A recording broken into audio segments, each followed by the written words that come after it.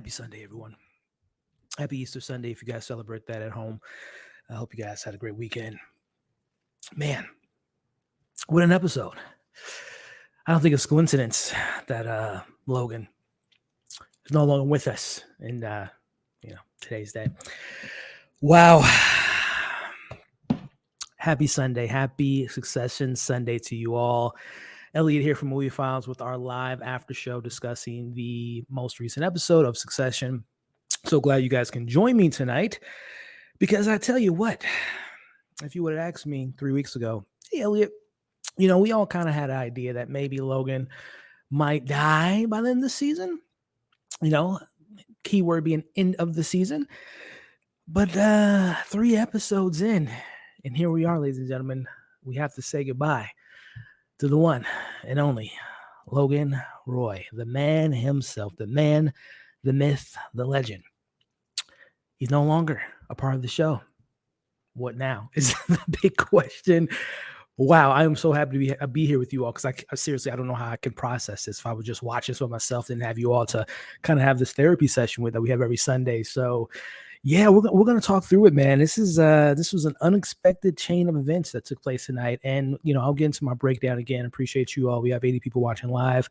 Hope you guys are doing good out there. Again, hope you had a great weekend. But, man, I don't know how to process this. So tonight's going to be a therapy session amongst myself. Live reaction after watching it. And very excited to talk about it with you all because I did not see that happening so soon. But before we get into tonight's conversation, again, I thank you all for joining me.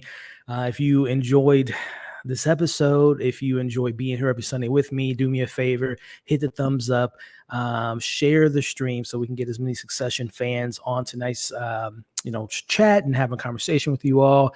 And subscribe. If this is your first time tuning in, I appreciate you guys tuning in. We talk Succession. We talk a lot of HBO shows. Barry's coming up next week. We talk movies and other things. So definitely consider subscribing. Check out the content.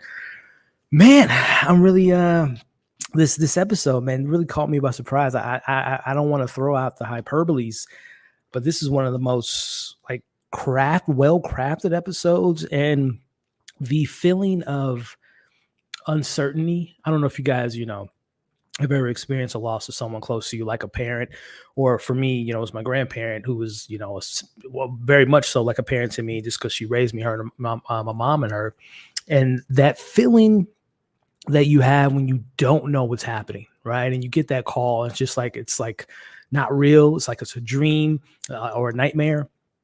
And the way that they were able to capture that in tonight's episode was completely amazing. And not, obviously amazing in the sense of conducting the show, but as far as like that capturing that emotion perfectly of just unknown, disbelief, confusion, being upset, being the range of emotions that we see from Ken, Shiv, and Rome was nothing short of spectacular. And again, speaking of spectacular, Brian Cox, man, the man himself, no longer part of the show, ladies and gentlemen. How will they handle it? We'll get into that tonight. Again, I don't want to get too much into the conversation, but oh man, we got a lot to talk about. So let me get everything set up here with the episode breakdown I'm going to be doing. And as everyone's getting coming in again, I appreciate y'all. Oh man, I did not expect that. I did not expect that. But that's the beauty about this show, man. I never really know what to expect week to week. And I definitely was not expecting the end result that we got tonight. But let's see who we got in the chat before we get into this breakdown. Let's see here. Hope because it wasn't ready. Yeah, we'll get into that here today. Because I thought it was, I'll get into my thoughts when we break it down, but I thought it was kind of like, as Rome said, I thought it was like a test. He was just kind of testing them, but no, it was, and I honestly, I really didn't even think he was dead until like they pulled the body out of the airplane. And I'm like, they really did that. They did that 3 episodes into this new season. That really happened. And what comes with that is going to be something that I think this show is going to have a field day with. Die like Elvis. Oh, die like Elvis. Well, yeah, that's interesting. I almost was roaming with waiting on. Yeah. Oh boy, where's the music from? Okay, this creepy designer for talking about the opening. Yeah. I had that same intro for the last couple weeks, so glad you guys are finally watching it. Probably wiping. We'll talk about it, Michelle. Again, I think for me, the human side of me kind of connected to that moment because obviously, we can all admit Logan wasn't the best guy, right? But of course, we applaud the performance, but he wasn't the best father. He was a monster, very conniving, very manipulative, just not a good person. But still, at the end of the day, I think in my mind, I'm like, man, Brian Cox is no longer on the show, and just the impact on the what that means for the show, and then also, like I mentioned up top, the connection that I had of that feeling like when someone so close to you, like a parent, even though obviously we know their relationship was very, very terrible and strained for almost a season now, but it was like, I can't, this is real. Is this really happening? So yeah, we'll get into that, man. So it did get a little emotional, man. We'll get into that here as we break it down. But again, happy Easter to you, Nikki. Glad you can join us. What's going on, my man, Nate? Oh, that trailer was awesome. Alex, that trailer was awesome, which we'll talk about too. Press a one. Yeah. I mean, yeah, put a I don't know, a dove or RP or whatever you guys want for Logan. Put that in the chat now. Rest in peace to Logan Roy. How will he be remembered is the question that we'll kind of dive into tonight. Yeah, that feeling of helplessness, a surreal feeling. Yep, definitely. I wasn't convinced until they wrote exactly, Nisi. That's the same way I'm like in the back, because I was kind of like Roman, who was kind of in disbelief. And honestly, as we'll talk about here in a second, I honestly thought, like, why aren't we seeing the body? Like, is this real, or is Tom, not Tom, but is Logan having Tom do this again to test the kids? Because if you guys have been watching the show as long as I have, we've seen him do some pretty terrible things to test the people close to him, especially the kids. So I'm like, is this some type of weird sadistic test, especially after last week? But no, it was weird. And I guess we'll get into the conversation about, I guess, why they didn't decide to show his body. And I watched some of the after show, and Jesse Armstrong, the creator of the show, had mentioned that he wanted to not show the body, but he instead, like we talked about, he wanted to capture that feeling of when you find out that someone died. And I think that they captured that.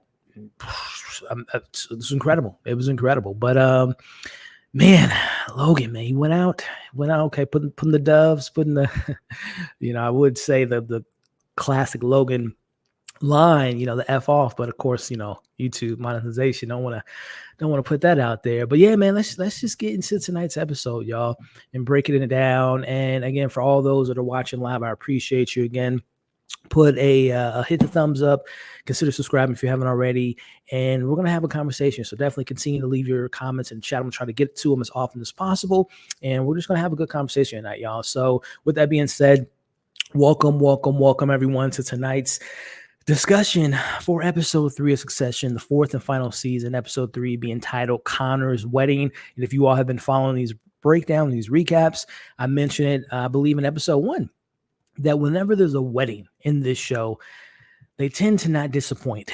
You date back to season 1, and obviously Shivs and Tom winning. We had the situation with Logan and the waiter passing away. Of course, we had, even more recently with season 3 with the wedding of their mom marrying her new husband. And of course, there were some big reveals there. More particularly, the kids kind of were shoved out of the business from their dad. So weddings in this show is kind of like, an equivalent to, not to the body count of a red wedding for those Game of Thrones fans out there, but we can always anticipate something to go left when it comes to weddings with this show. And this is easily the most shocking wedding that we have gotten in this show. And of course, we know this is the 4th and final season. So let's break it down, man. As we open the episode with, I think it's interesting enough that they open the episode with the child, the sibling, being Rome, as we know with last week, him kind of leaving on good terms with his father and seamlessly going to work with his dad moving forward, and how this episode kind of puts the emotional weight on Roman. Again, the child that kind of didn't have as much resentment as hate as, wanting to get back at their dad. As we know, Ken, that was his whole goal so far this season. We know that was Siobhan, especially with Tom and the divorce and everything. But Roman was the only one. Yeah, Dad's done some effed up things, especially when they were right being raised as kids, and he hit him when he was a kid. He hit him a couple seasons ago. It's a strained relationship, but he still, loved his father and seemed to be the only one that had that type of connection still going. So I love that we open it in this fashion. And what Roman is told on this phone call is he wants Logan tells his son, and even now thinking about it even deeper, the fact that Roman was the last, Roy family kid to talk to their father, that probably puts a lot of pressure and weight on Roman moving forward. The fact that he was the last one to speak to his dad, and we'll talk about the last thing that he left him as far as voicemail, which I don't think. We'll get to that. I don't think Logan heard the voicemail, but I wouldn't be surprised if we don't know who has his phone, and we know there's going to be a big battle between the team, Carolina, and Carl and Frank. We don't know how that's going to go. If they have that voicemail and they leak it out to the public, that's just a nuclear bomb to make the kids look pretty terrible, or at least Roman in this matter. But either way, Logan gives him the duties to, they're going to meet with Lucas, and he wants him to kind of get a temperature on where he's at. But more importantly, Logan feels uncomfortable about Jerry, who, Jerry hasn't really been too integral into this season thus far. And I assume that there's going to be a lot of people that has been kind of background characters that's going to be in the forefront now. But Logan's uncomfortable with Jerry, the way she handled the situation last season. And he wants Roman to tell her the news. He's cutting bait with Jerry, and he's mentioning that he's going to put which I thought the cruise situation was kind of put behind them. He says he's going to use the cruise situation to their leverage, and he wants his son Roman to handle all this. Meanwhile, we know Tom is headed to Sweden, and he has a bunch of little Toms with him, as he calls Greg. And they, the jokes weren't really, this episode wasn't funny. This was all serious game. So, there wasn't too many moments of levity in this episode, but if there was one, it was obviously Tom and Greg having the conversation, and Greg kind of feeling left out that Tom has replacements for him or whatnot. But again, going back to Logan, he then tells Tom to contact Sid, who we all know Sid is the co-CEO, co-leader of ATN. And her and Tom has had a pretty interesting relationship since Tom has kind of got into the fold with ATN. But he wants Tom to tell Sid that, he's cutting bait as well. And, the thing about the big guy, as we know from last week's episode and just kind of the gearing up to this entire season, is that Logan wanted, what did he say? He wanted to clean the stalls. He wanted to kind of refocus the company. We know last week, we're fucking pirates, right? I'm going to be on the floor more, this, that, and the other. And while all that sounded good, Father Time is undefeated. And again, going back to my statements of episode 1 and thinking about the scene in particular with Logan and his close friend and bodyguard and Colin, go back to episode 1, ladies and gentlemen, and watch that conversation. As I said in that breakdown 2 weeks ago, that is a conversation about a man who knows he's closer to being 6 feet under than he is, from when he was, 10 years ago, 15 years ago, when he was in his prime. I had a feeling, and obviously so much so in this episode, that he knew his time was going to be short. And I mean, he knew that. And as we see, it obviously kind of went through. But again, him cutting bait, him doing all these restructured moves, I don't think he knew, obviously, he was going to be gone in this manner, but I think he knew his time was coming up. But again, he's sitting all these calls out there, which again, I don't even know if this is officially on the books. Is Jerry technically fired? Because, Roman did tell her that was the news, but there was no formality with it, no papers, no signing, no severance plan. It was just kind of spoken, a spoken agreement, nothing official. But again, even going back to that moment with those two having that conversation, this is a very interesting relationship, the relationship between these two characters. And we know what came of season 3 of their very weird relationship of Roman kind of getting off with Jerry punishing him and telling him he's terrible, this, that, and the other. So the fact that Roman was the one to tell her that, I'm pretty sure she feels betrayed, because there were moments that we saw Jerry, giving him insight, where his dad was at mentally and where he wants him to be at the business. Jerry was the one that had Roman go to those courses, those business courses, to be taken more seriously. So I would imagine that Jerry kind of felt slighted in that moment, that it was Roman the one. And obviously Roman didn't want to do it, but it's his dad, so he has to do it.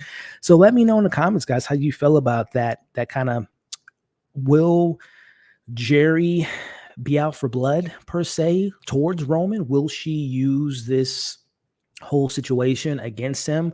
Going back to what I mentioned about that voicemail, she wasn't on the plane, so I don't know. Again, I want to know where his phone is. Does Carrie have his phone? Because we know Carrie is someone that's doing her own little thing. Does Tom have the phone? I'm very curious. It might sound silly, but I'm very curious on who has Roman's phone, or not Roman's, but Logan's phone, because again, that voicemail is very critical to, which we'll talk about later. When Ken brought up, it's important that everything that's happening right now of our father dying, everything's going to be documented. So we have to look as clean can be. So we'll see what comes of that. But let me know if you guys think that Jerry will be coming for Roman after what he did to her, which is essentially firing her on the behalf of their father. Let me know your thoughts on that. But let me get to the chat and just see where you guys are at with these first opening moments before we actually get into this wedding, which was definitely not what I was expecting. Let me see here. Let me catch up. The phone was so critical at that moment. Yeah, like I said, Jason, I think that phone will be something that someone might use against the kids, but in particularly use against, Roman. Great point about the wedding. Yeah. I mean, listen, whenever there's a wedding in this show, there's something always crazy going to happen. Brutal for Connor. Oh, yeah. We'll talk about Connor, who was strange, very strange. Kind of the one element, and we'll talk about it, the one element of this episode that I wasn't too attached to was Connor and Willa, and the way they kind of, it just felt weird. Shiv and Kendall killed. Oh yeah. Maddie, when I talked about earlier with my emotions, man, I wasn't crying because Logan's dead. I was kind of getting emotional because of I kind of, whenever someone, let me know if you guys who's watching live, whenever someone, someone cries, you kind of get the emotions. Like when people throw up, you kind of get the feeling in your mouth, like, oh, I'm about to throw up because you're throwing up. When someone gets emotional, it gets me emotional. So the way Siobhan was conveying her emotion kind of got to me more so than the actual situation at hand. But yeah, as you said, Kendall and Siobhan, as they always do, killed it. That's true. We should know something would happen still. Yeah, wasn't expecting it for sure, man. Connor is detached and delusional. He's not even. Yeah, man. Connor's behavior in tonight's episode and the whole wedding of it all was kind of weird to me. Just not necessarily from a performance standpoint, but just the inclusion of the wedding to me just felt off, and it kind of took me out of like some of the more important moments. But we'll get into that here in a second. The old guard versus the kids. Oh yeah. Oh yeah, and those old guards do not like those kids at all, except for maybe Frank. I think he still has a pretty close connection to Kendall. Tom's, he lost his protector. Oh yeah, we will talk about Mr. Tom.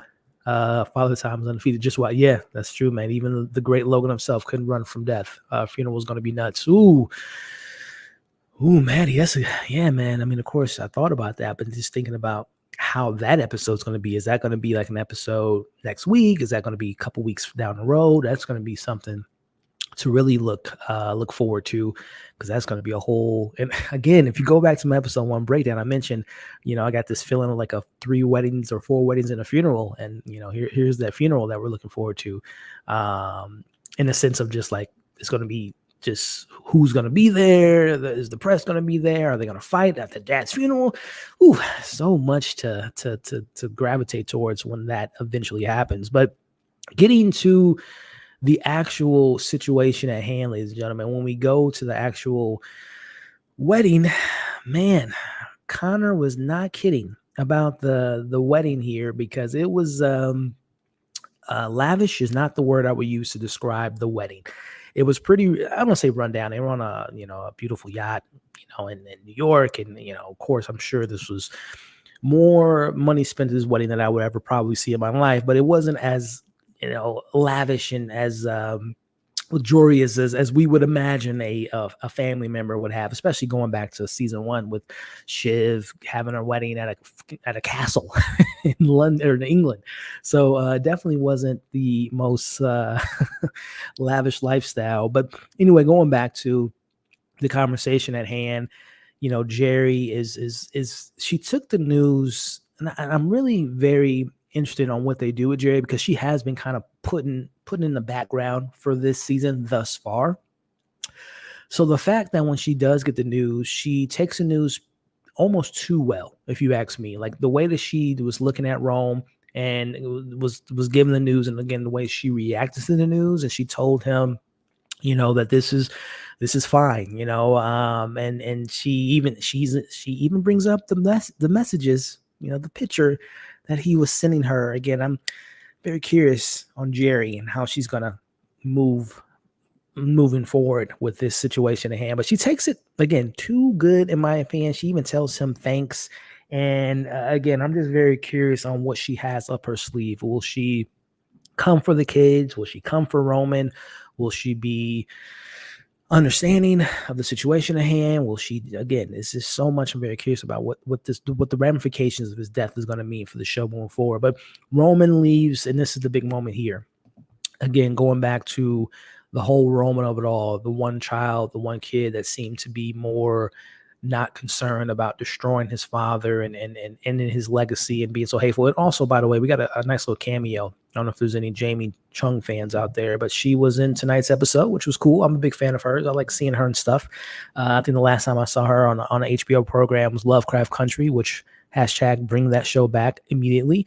But it was nice to kind of see her in tonight's episode. Again, not a big role, but I think she was like part of the wedding plans. But moving on, again, this moment here, ladies and gentlemen, where Roman, in the pressure that's on him, and the last sibling to talk to their father was Roman, and the last thing he, in his mind, said to his dad was, the discomfort of the firing of Jerry, and he questions if his dad was using him, and are you really getting me in the fold? Or am I just a tool, part of your, your tool belt, just kind of doing these terrible things? Man, I think mentally, because out of all the kids, and Connor included, Roman to me has always been the one that seems to be, and I don't know if stable is the right word I want to use, but I'm going to use it in this situation. He seems to be the most mentally stable child, from a perspective that he never seemed to want to one up his siblings, in a sense of course, he wanted to be the number one child. Of course, he wanted to lead the company at one point in the season, but he never was driven to get back at his dad. As we know, that was literally what Ken's been doing for the last couple seasons, dating back to season 2 and that finale. Most recently, Siobhan, who was on that pedestal to be the one that taken over the company in season 3, but obviously we saw the downfall for that. But she wanted to get back at Tom and throw her father in the mix. We'll talk about Connor here in a second. He was never, a threat to the throne per se, but he, as we'll talk about, he said that he always wanted to make his father proud. But Roman was the only one that seemed to really still be attached to his father, in that sense that he didn't have that hatefulness as the other siblings did, and particularly Ken and Shiv. So he leaves that voice message, and the fact that that's the last thing in his mind, and he probably thinks his father heard it, that's the last thing he said to his dad. Is like, let me know where it's at. Are you using me and this and the other? So that's man, I'm very curious on his mental stability moving forward, considering the fact that he was the last one to speak to him, and the last words he said to him was not the nicest words per se. But again, nice and words are not the best of the Roy family when it comes to speaking and communicating to one another. But before we move forward and getting back into the meat and potatoes of it all, which is the death of Logan Roy, again, we got over 144 people watching live. I really appreciate you all joining me on this Easter Sunday. I hope you guys had a great weekend. Hope you had a great day with your family, with your friends, with yourself, enjoying, the things you have at your disposal, and this show being one of them, man. This is the last season, and this episode felt like a finale, but we have 6 of those episodes left. So again, I thank you all for joining me. If you're enjoying the conversation thus far, if you enjoyed tonight's episode, definitely hit that thumbs up, share, comment, and subscribe if you haven't already. And speaking of commenting, let me check in with the live chatting, and I appreciate y'all. I'm gonna try to try to catch up and try to find some nuggets. I'm pretty sure you guys are all leaving some great comments here, but let me see where we are at. Jerry might be loving. Got some Jerry fans in the chat. That's what's up. I like Jerry too. The fact that she didn't come for him personally. Wow. Yeah, we'll talk about that when that scene happened, because I think Jerry definitely has some pent up aggression towards Roman, and rightfully so. She can really, yeah, man, she definitely can. Even Roman's voicemail supports the idea that Jerry's firing was not in stone. Yeah, like I said, it was nothing on paper. It was just verbally said, and honestly, he was the only one that knows that, right? And Tom as well. But we'll see what comes of that. Logan did Roman a favor by his relationship with Jerry. Ooh, they fight against each other and control the company. Good point, Alex. Good point. Michelle, later in the episode, all Roman wants to be in connection to Jerry. She's cold as ice. And I don't blame her, Michelle. Just not only from the treatment of the entire family, but Roman in particular. Like I said, going back to their previous interactions in the previous season, she's always looked out for him. Out of all the kids, like Shiv's the only one that doesn't have like a personal connection with any of the main teams. Like Frank and Kendo have a relationship. Roman and Jerry have a relationship, but Shiv's the only one that doesn't seem to have one. So yeah, the fact that Jerry probably feels betrayed will probably not be a good thing for Roman moving forward. Jerry is still in. She hasn't officially. Yeah, Roman is probably going to turn to Jerry to help him become CEO of the company if she wants to help him. Is the big question there. Voice. Disco Ball, what's going on? It's been a minute. Looking forward to what Logan's will says and personal finances distributed. That, my friend, is a very great point. What does that will look like? What if he, Greg the egg?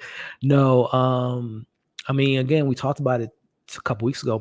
The whole Masha of it all. Where's Masha? I remember seeing the trailer. It was a couple minutes ago. I know we got a quick shot of Ken's wife. She's going to be coming back this season, which is going to be interesting. But I don't remember seeing Masha in that quick trailer that we got for the weeks ahead. Let me know in the comments for those that stick around and watch the trailer. Did we see Masha in that trailer? Because I think she's going to be coming back in a big way. So, yeah, that's going to be a very good point to look forward to, Disco Ball. Very great point there. Looking forward to seeing mentioned. Yeah, we talked about the will there. We'll talk about it in the breakdown. I'm going to keep a mental note on that and bring that up when we get back to the breakdown here, because it's a very good point, my friend. All right. Some great stuff. Keep it coming. And yeah, like Dan said, thumbs up, everyone. Hit that thumbs up. Appreciate you. All right. Let me get to it here. So getting back into this whole sticky situation here and moving on to our bigger elements of this episode, we see the conversation at hand is and also too the whole Looney Tune thing, a Looney cake, I should say. Again, I'm gonna be honest with you all. As far as one of my negatives of this episode, there's really not many besides this.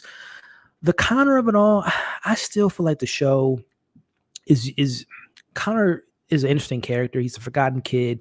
I don't have many. I didn't grow up with siblings. I have a sister, but I didn't grow up with her. But some of you all might be able to relate to it as far as, being the oldest of a big family and kind of being forgotten about. But the Connor in tonight's episode, they keep mentioning, we know about his mom being in the mental facility, and this is the scene here when they bring up the Looney Tune and the cake. Connor's obviously freaking out. We know every time Connor is running an event or a part of an event, he's always like super stressed out about it. He stresses out the whole staff. So he's wilding out about this cake. And then Ken and Roman tell Willa, whose mom was with her in this episode, that, what's the loony cake? And they tell him that when they were little, his mom got sent to the funny farm, as Rome calls it, aka the nut house, asylum, that he ate the dad made him eat cake to just, get him off his case and just let Connor do what Connor does best, which was he ate a cake for like 2 weeks straight. But again, I just want to touch on it now. The Roman of it all in this episode, or the not the Roman, but the Connor of this episode, I don't know what they're doing with Connor this season.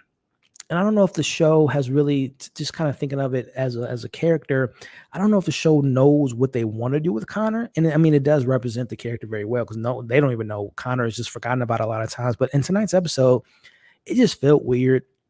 One, that he wasn't with them to go visit their father, or not visit, but see the body. And he obviously got, we'll talk about, he actually does marry Willa in this episode. But I know there's the whole president angle. I don't think the show's going to make him the president. It'll be wild if they did, but I don't know if they're going to do that angle. So I'm just very curious on what are they doing with Connor? Willa, she loves him. She doesn't love him. She likes the money. She likes the stability, which makes sense, of course. But then she tells him, I'm going to stick around and I'm not going to go away from now. And they kind of have a laugh, but it's just emotionally speaking, it was just kind of all over the place for me because he has the emotional moment when he finds out the news about his dad. Then he's like, oh, he didn't like me. Oh, I was a disappointment. A range of emotion. Again, for someone that has experienced someone close to me, your head's all over the place. But I'm just so curious on what they're doing with Connor. I feel like they're kind of lost in the sauce with this character. But let me know in the chat, man, if you guys feel the same way. And of course, let me know in the comment section. What do you all anticipate to happen with Connor? And how did you all feel about him in this episode? Because to me personally, like I said, the weakest, and I hate to use the word weak because this show is like the best written show on television. But as far as in tonight's episode, compared to everything else going on, I didn't really care about what was going on with Connor, him marrying Willa, and all that stuff. And his emotions just didn't really, I don't want to say resonate, but just didn't really hit me emotionally like it did with the other kids. Like last week, Connor, I got emotional when he was like, "Oh, I don't need love.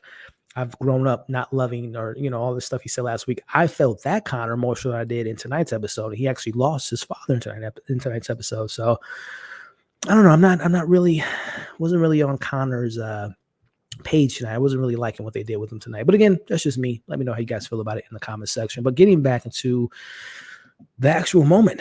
So again, at this point, Connor's like, hey, he's hopeful that dad's going to come to the wedding, which we knew he wasn't.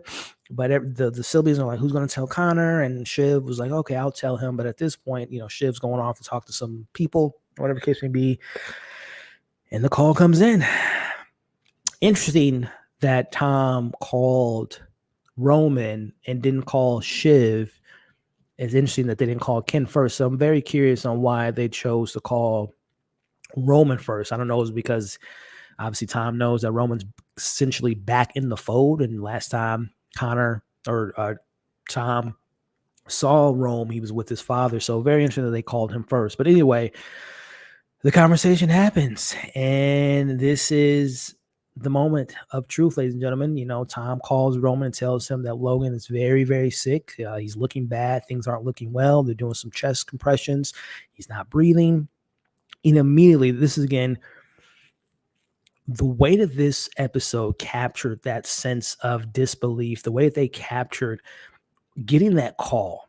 And again, not to get too wrapped up in my personal life, but again, this is why I love shows like this, because it is a sense of relatability, even with the glitz and glamour and the stock and the political aspects and the back and forth and the tea. It's not a lot of stuff that I personally can actually relate to with these characters, but on a human level, I think of the time when I got the call that my grandmother had passed, and it was just like a moment where your heart drops, and you just kind of, again, you're like in a daze, and it's just like, wait, this isn't real. Nothing can prepare you for that moment. And I'm going back to this show in particular, and going back to when we first met these characters, episode 1, season 1. They're preparing for Kendall to take over the company as his dad was setting up or whatnot. And then they have the baseball scene. And then obviously when they're in the helicopter with their dad, they tell him, he doesn't like their response and he has a heart attack, and we're seeing them react. And ever since that episode 1, you would have thought Kendall, Siobhan, Rome, Connor, and the whole team, they knew this day was coming. But I think that Logan was such a pivotal, bigger than life, godlike figure in all these characters' eyes that even though he was 83, health wasn't that good or whatever the case may be, they knew it was coming. But I still don't think that they fully processed the idea that there is a day and there's a point in time where the biggest person on in this reality, richest person, this man will not be here. And the way that they captured the kids literally like responding like children and not demeaning them. Like, again, it's a very hard thing to hear that your dad, especially Logan, Logan Roy is no longer here. He's not breathing, as as Tom gives them the phone, and Tom's like, hey, I'm going to put the phone up to his ear. And again, I'm still like in a somewhat of a disbelief. I'm like, is this really happening? Like, where is he? Like, cause they didn't show the body, right? The whole time this happened, they're not showing the body at all in the plane. So I'm like, I'm one of those old school cats who's like, I don't see a body, they ain't dead, right? But again, this is not Game of Thrones or a sci-fi show.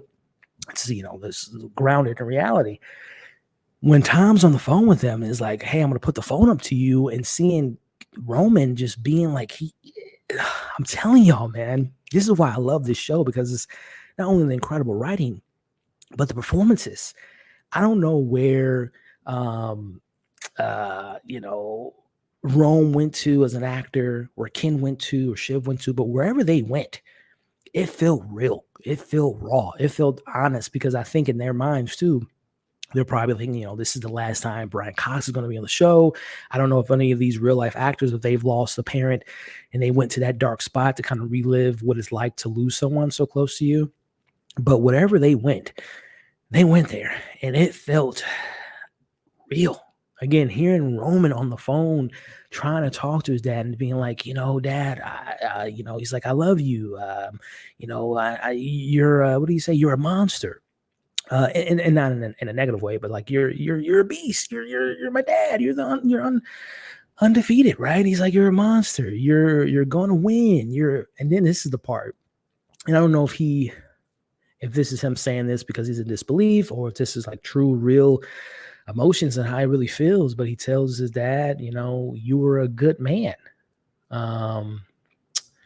You were a good father. Again, just taking it in context of the show, good man? I don't know about that. Good father?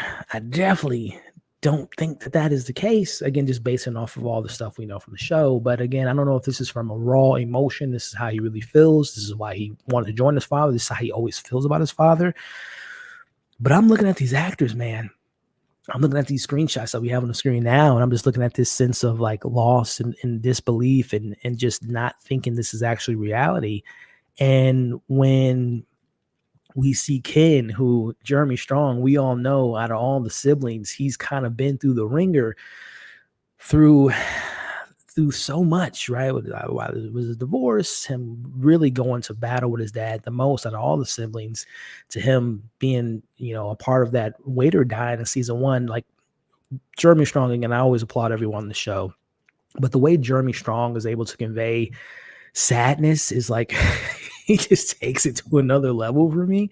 And just seeing his face and seeing him on the phone, again, Tom has the phone up to Logan's ear at this point, and this is them thinking that this is probably the last time they're going to talk to their father. Ken tells him he doesn't forgive him. He can't forgive him, but it's okay because he loves him. That's a big step for Ken to say, because again, we know out of all of the kids, as far as from what we've seen from episode 1, season 1, he's probably been done the worst as far as, Logan and his parenting style and challenging his kids to really get to their full potential, at least in his eyes, in his Logan way of love, tough love, if you want to call it that. I forgive you, Dad. Or as I can't forgive you, Dad, but I still love you. And I think that's the thing about this entire show, that, yeah, we see these characters backstabbing each other. I mean, hell, we've seen the siblings last season. Shiv put out that public statement for Ken, all his laundry out there for the public to see, and calling him alcoholic and a bad dad and all that stuff. And,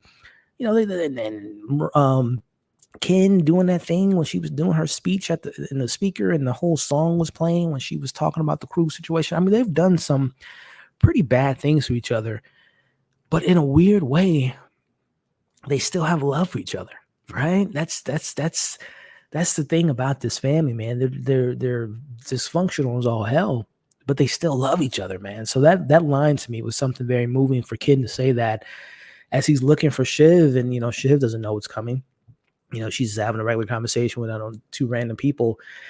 And again, nothing taken away from the other actors in the show, but when Shiv gets emotional, because as I talked about with episode 1 of this season, with the whole Tom of the situation, her just being so kind of caught off guard by Tom kind of pushing back for the divorce, or not pushing back for the divorce. We don't really see Siobhan being emotional. We don't really she, again, going back to the whole the apple isn't far too far from the tree conversation with these kids. To me, her emotional stability is very similar to Logan, because we really haven't seen that side of her except for more recently with the divorce at hand. But when she is just like when he was telling her, when Ken is telling her it's dad, and he's trying to keep face and not get everyone panicking, and he's telling her what's going on, and when she is finally in the room with her other sibling, and again, I don't know about you guys, I felt like I was there. Like, I feel like I shouldn't be watching this. I feel like I needed to step out of the room because this is a family situation. That's how I felt watching this, man. I feel so uncomfortable. I was in disbelief. Like, I can't stress that enough. I didn't believe what was going on. I'm thinking in my head, like, what at this point in the episode, I didn't know that this was going to happen. I do watch alongs on this channel. We watch episodes together.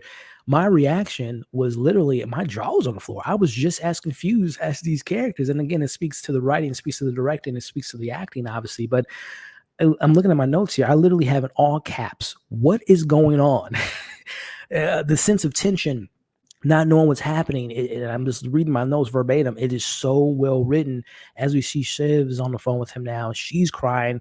And someone mentioned earlier about Sarah Snook and her performance. That's when I got the most emotional, because again, we've seen Ken cry. We've seen him get emotional.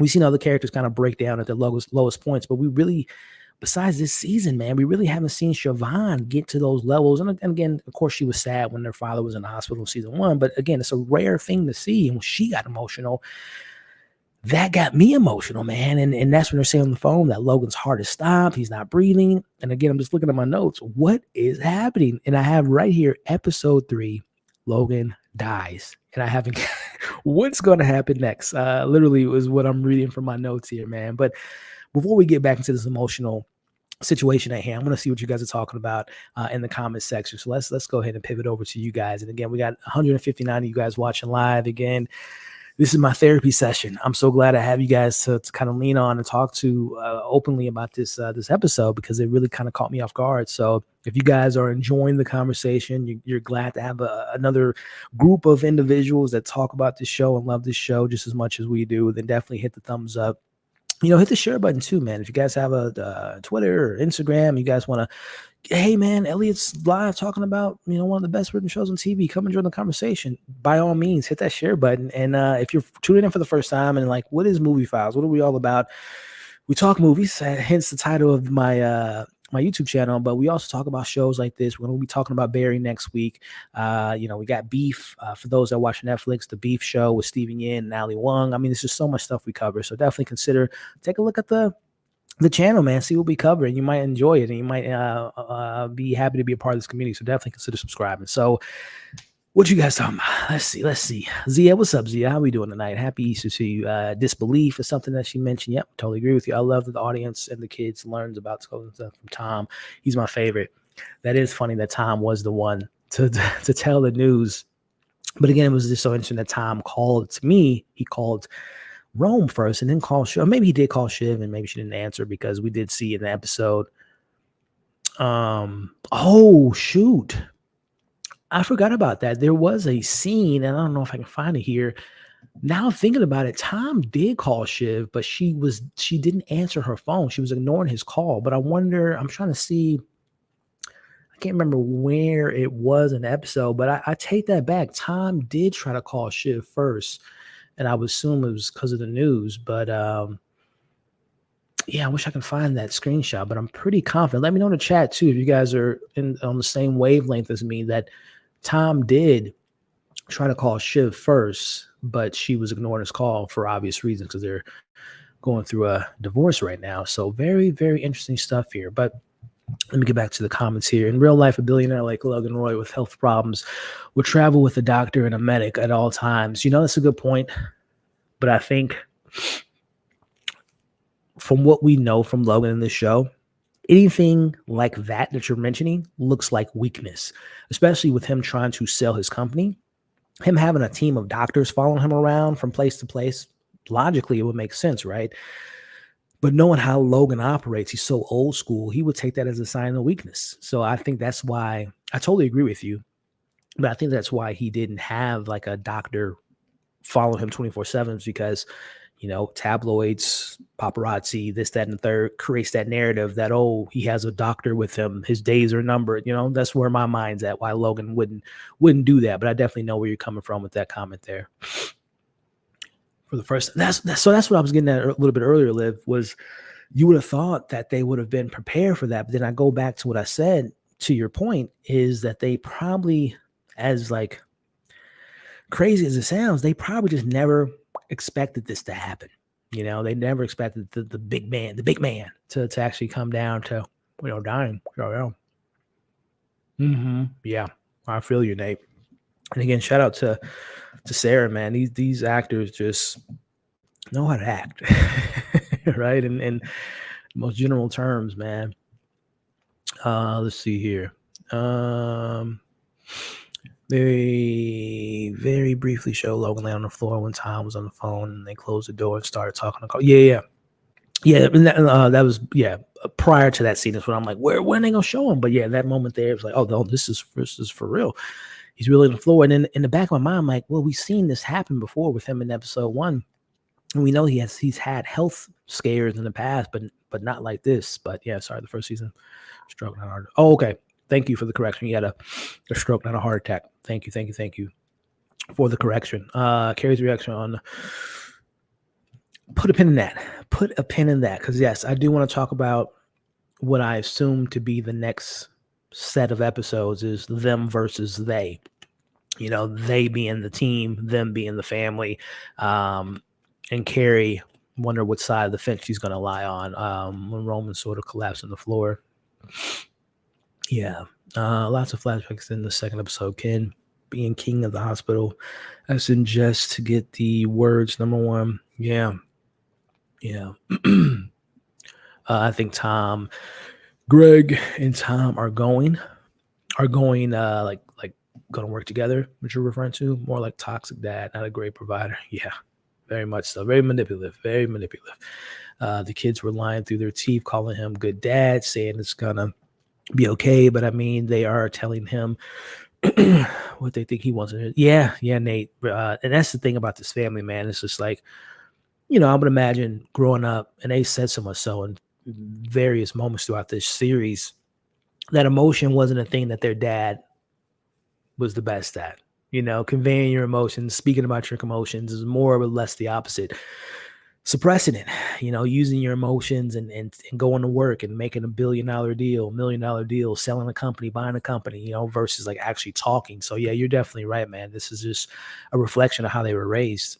It's kind of, not being truthful and kind of being, lying in a moment like that. I've never seen an actor be able to portray feeling destroyed and sad as well as Jeremy Strong, whatever method he used. Yeah, speaking of method, I know the Brian Cox has had his words towards Jeremy Strong's method acting. But yeah, I totally agree with you. Jeremy Strong is an incredible actor. This entire cast is incredible, but Jeremy Strong, the way he's able to invoke emotions to me is like second to none. He's phenomenal. Shiv is the only sibling without any dirt to lead Waystar. Any dirt? Yeah, no, I mean, she knows about the cruise situation. And I don't know what you really like per se with the dirt situation. I mean, we know she has dirt. I mean, she's cheated on her husband with the the Jake Gyllenhaal lookalike, Nate, I think it was his name. So, but I mean, out of everyone, I mean, yeah, she doesn't have as much fuel to the fire of Waystar's mishaps as the other ones do. I think the more cold side of Shiv comes even more from her mother, the more distance. Very good point, Mia. Yeah, you're very right. Their mom is definitely a piece of art, her in her own right. But at least she had the moment last year when at least she's honest to me. She told them, I remember the conversation she had with her mom last season. She didn't want kids, right? I don't think Logan is as honest as their mom can be, but I definitely know your point. All right, y'all. So really good stuff, man. And yes, smash the like button. Appreciate you. All right. Shout out to Alex, and we'll get back to it here. I found your channel because you were one of the few people covering Severance at the beginning. Alex, listen, my friend. Season 2 can't get here soon enough. Season 2, especially now with losing this show and losing Barry in a couple weeks, We need severance, and we need it now. We need it right now. All right, y'all. So let's get back into this emotional wreck, this ship. The tears probably could have weighed down the ship and made it sink because, man, it was getting emotional. So, at this point in the episode, going back to this conversation, we see the kids again. They don't know what to do. Again, we talked about it a little bit earlier regarding, you would think after episode 1, when and thank you, Mia, for the correction, when Logan had his stroke, that they probably would have been better prepared for this type of situation. But like I had mentioned earlier, I just don't think that they ever thought that this day would come, especially too, and it sucks in reality when you're fighting with someone and you just never know when's the last time you're going to talk to someone, what's the last thing you said to someone, because it might be the last time you ever speak to them. But Logan was probably the last thing on their mind. They were more concerned with, obviously, as we know, selling the company, buying Pierce, moving on, this, that, and the other. So that was probably the last thing on their mind. So they're just in a straight up panic state of mind, as we see kids on the phone trying to get the best doctors to their father. At this point, Frank is telling them, he's being brutally honest in regards to, he's on the phone with Ken, because Ken's just like, let me talk to Frank. Let me talk to the pilots.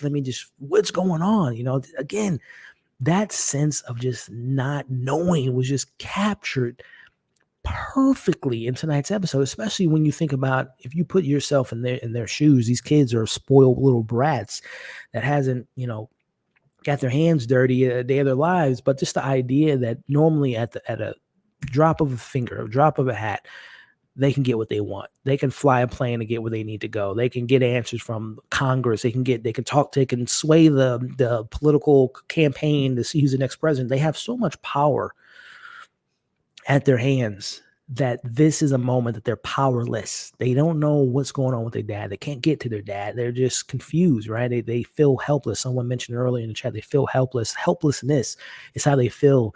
And it is very much so the case right now. They just don't know what to do, right? No amount of money, no amount of power, no amount of ego, no amount of whatever you want to call it. They just don't have control of the situation. That's one thing we can't control in life, right? That's the thing about this show. Again, going back to just the human nature of the show. Money can't buy your life. Money can't buy, bring you back from death. So it is very, very captured perfectly in this moment here. And going back to even, Ken, like I say, he's on the phone with Frank, and Frank just tells him, listen, kid, I'm gonna be honest with you. He's gone. Right. And again, every time they're saying, I'm in Roman's mind. I'm like, well, let's get a doctor on site, Frank, before we start, clinically saying that someone's gone. But again, it doesn't take a rocket scientist to see when someone's not breathing and their heart is not, pumping anymore. So at this point, Shiv and Ken, and again, I spoke to it a little bit earlier, but just kind of go into the actual scene when they are now kind of coming to the fact that their father's no longer here with them.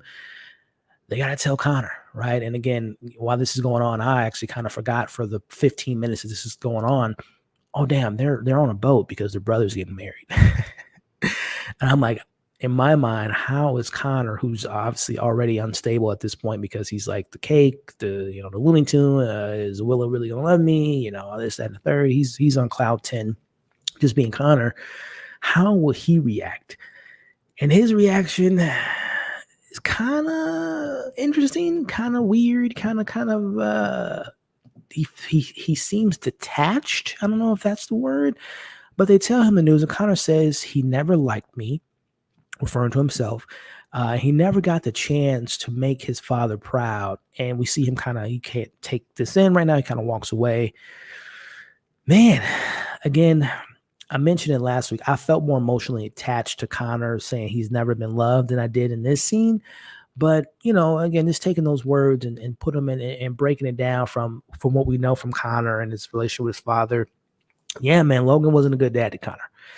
Connor was the forgotten kid. He was kind of the one that just saw Connor's doing Connor things. He's never going to run the company. He's what Logan said last week, I don't take you kids seriously because you're not serious people.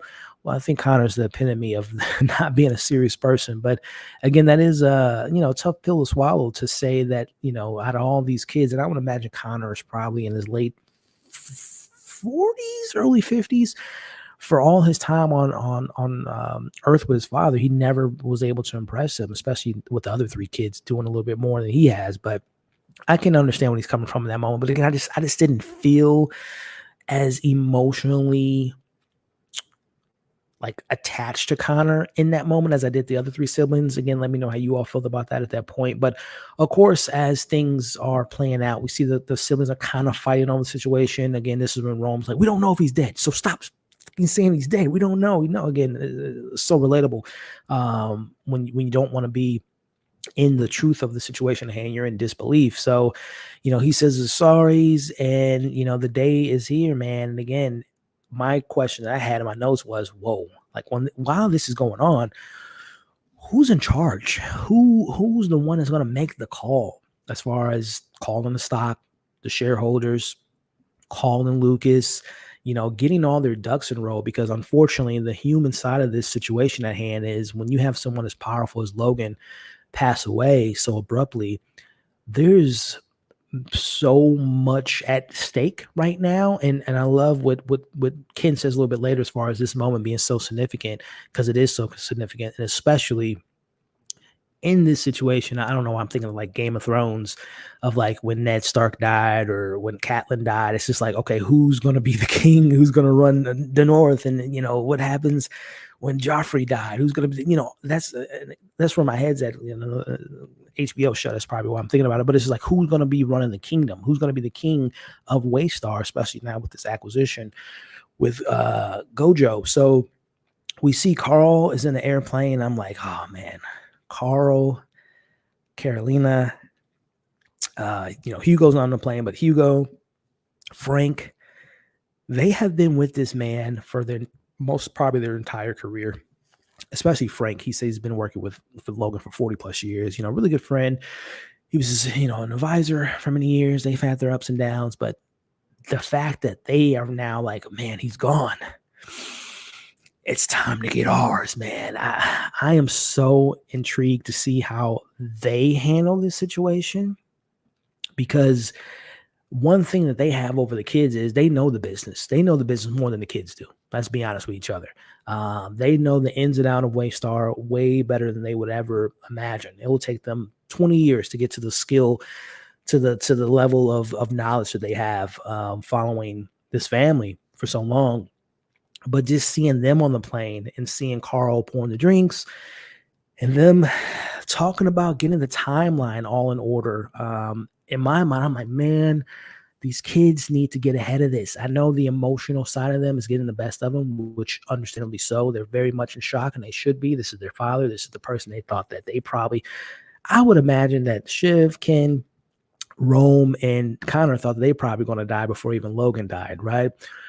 But they have to get ahead of this situation. They can't let their family legacy be taken over by someone that's not a part of their family. Which, speaking of the family, we talked about this last week in this character, and I don't know if this answered my question. How pivotal will Carrie play in the rest of the show after the whole not being on camera, not being an anchor and whatnot? And what does she have over Logan? Why is Logan, pushing for her to kind of get what she wants? We know Logan throws away people like they're trash. So I'm very curious on how she's going to play in the season. Well, the Carrie of it all gets brought up because Carrie comes in the room, and is it me or is she acting weird? Like she's kind of like, oh my gosh. And she kind of like not laughing, but she's kind of like, well, what do we do? I can't believe this. Like, oh, guys, let's have a powwow. And they smartly say, Carrie, get your ass out of here. Get out of here. They say it more nicely than I did, but they're like, we don't need you, Carrie. Go and, I don't know, make a drink or something. Go, practice your camera skills for your future in the news business. But I am very curious on how Carrie will moving forward in the show, because again, as I talked about last week, I think that she has something on Logan. Because of Logan, for him to be like, okay, I need to get her on the camera, like Logan would be like, no, you don't get anything out of this situation. I get everything out of everyone. So to me, the Carrie of it all, there's still something I think will be revealed with her, whether it is she has dirt on Logan, she has dirt on the kids, which I'm sure she does. She was sleeping with him. And then again, I talked about last week. If you guys remember, there was a very kind of brief scene in the finale last year where they mentioned that Logan was taking some type of pill, some type of organic substance that was helping his, kind of his boosting his immune system because he wants to have kids again. So I don't know if that situation is going to play into fruition this season, and he ended up getting Carrie pregnant. And we're gonna, again, we only got 6 episodes left, so I don't know if that's like another like a bombshell that can come with 6 episodes. But I don't think this show doesn't just throw away stuff like that. Again, go back to the season finale of last season, and they did mention that he is in the mindset of getting another child on Earth. So I wonder if Carrie is pregnant with Logan's child, if that's something that's going to play. I don't know. I could be completely wrong, but I don't know, man. I think there's still some skin on the bone with the Carrie plot. But meanwhile, Tom calls Greg and tells him the news, and Greg tells Tom, or Tom tells Greg, sorry, that he wants him to keep an eye on Sid at ATN, and that he wants him to delete some, I think it was the logistic file on his computer, to cover up for him, whatever is in his logistic file. I would imagine maybe something that would not be good for him or good for the company. So he tells Greg to take care of that. And he says something that I think we all kind of knew was coming, which was, listen, man, it's not sitting pretty for me, Mr. Greg is not in a good spot right now because his one protector going against his wife, or soon to be ex-wife, is no longer here. So, we see Tom tells Greg, keep this private, keep this on the hush. And my question was, what will he do with this information? Because we know last time Greg was given orders to not let something get out. He kept some files and some folders and some information for himself regarding the whole crew situation with Mo the Lester. But anyway, very curious on what Greg's going to do with this information. Because we do find out later in this episode that somehow it got leaked that Logan had died. I don't know if that was on Greg's account, because literally seconds later, he was trying to hit on this girl at the wedding, and she's like, "Oh, is your uncle? Is he going to make it?" And he's like, "Well, wait, what?" And she was just referring to, was Logan going to come to the funeral or to the wedding or not? But very curious on what Greg and also Tom, how they're going to be maneuvering moving forward. But speaking of moving forward, before we move forward, let me get back to the wonderful people watching live, all 182 of you all. It's 10:33 here in the Midwest, and wherever you guys are, whether it's morning, night, it's the brightest day. Thank you for joining me tonight and sharing this conversation with me again. If you guys are enjoying yourself, hit the thumbs up. I would appreciate it. Consider subscribing if you haven't already, and continue to leave your amazing. You guys, I'm trying my best to read the comments. It's not the easiest, but I'm doing my best here. So keep the comments coming. I'm trying to get to them as often as I can, pertaining to the conversation at hand, obviously. But for example, Carrie is cutthroat. She is. That we know of. Let's see. I heard a theory that Logan is. Wait a minute. I've heard theories that Carrie is Logan's secret daughter. I hope that isn't the case, because he's been, having some intimate moments with his daughter. If that's the case, I don't think that is the case. But I do think that there is some type of, again, going back to what I mentioned, the whole season 3 reveal with Logan trying to get his immune system back up to have another kid. I would assume that was going to be with her. So we'll see. But I hope that's not a reveal. That would be kind of gross, for obvious reasons. Tom calling Carrie out pissed me off. Like she's actually in shock. Yeah, Carrie was definitely taking a page out of an acting class, pretending to be shocked. They shot 28. Yeah, I saw that, Stress. Yeah, I saw the after show. How they made this episode was nothing short of spectacular. I think so too. She's going to be threatened unless she gets her job. The prediction, yeah. I've heard theories. Just read that. I'm telling you, I hope that's not the case. I think the old guard's heart was in the right place when it comes to talking and preparing the statement and getting ahead of the situation. I didn't think the kid's reaction. I didn't like the kid's reaction. I mean, you got to understand though, because these are people.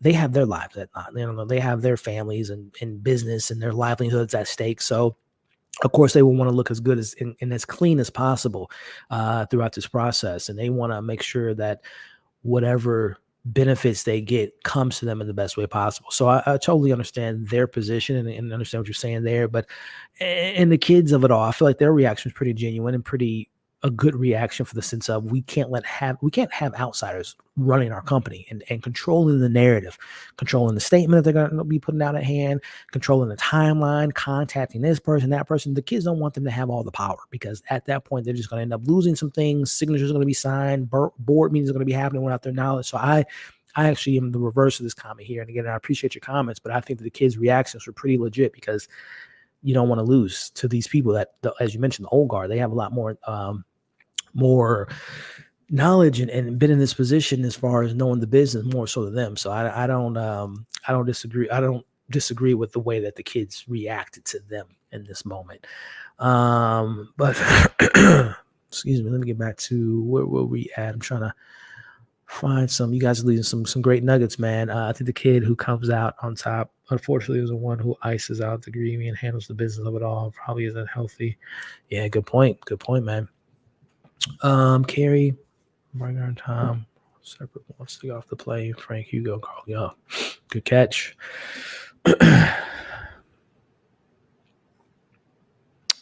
Yeah, man. Again, that wheel of it all is going to be very interesting.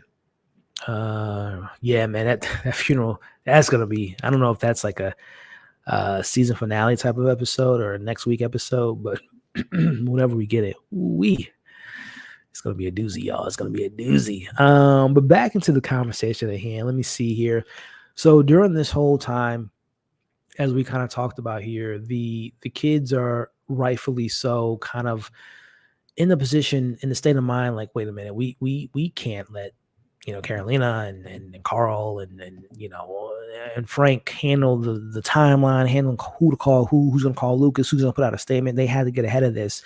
And, because even I think it was either Carl or Frank. They had mentioned that they have to tell shareholders, they have to tell the stock market before the day's end.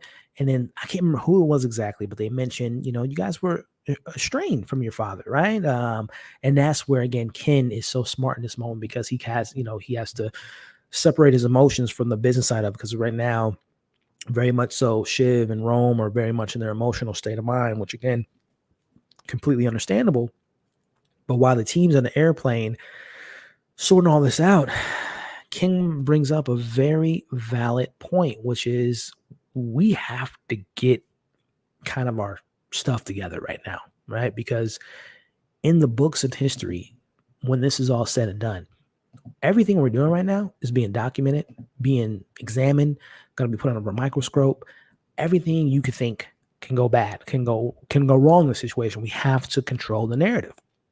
And we see them talking about, the significance of this moment because, again, it's going to be documented. And this is the day that their father died. How did the Logans respond? How did they react to the moment? Were they with their father? Did one of the kids, I wouldn't be surprised if headlines say one of the kids, did something to their father. You just imagine what the headlines would say in the situation. So I love that Kendall pointed out this moment. The significance of this moment is critical for them moving forward, which he is 100% correct in this moment. But again, we see, before we move on, again, like I mentioned, the Connor Willa conversation, every time we weren't with our main situation at hand, which is Logan dying, we see Connor and Willa talking about canceling the wedding. He's scared because he doesn't know if she's going to walk away because she's young, she's full of life, and because his father just recently, right now, is dead, and he feels old.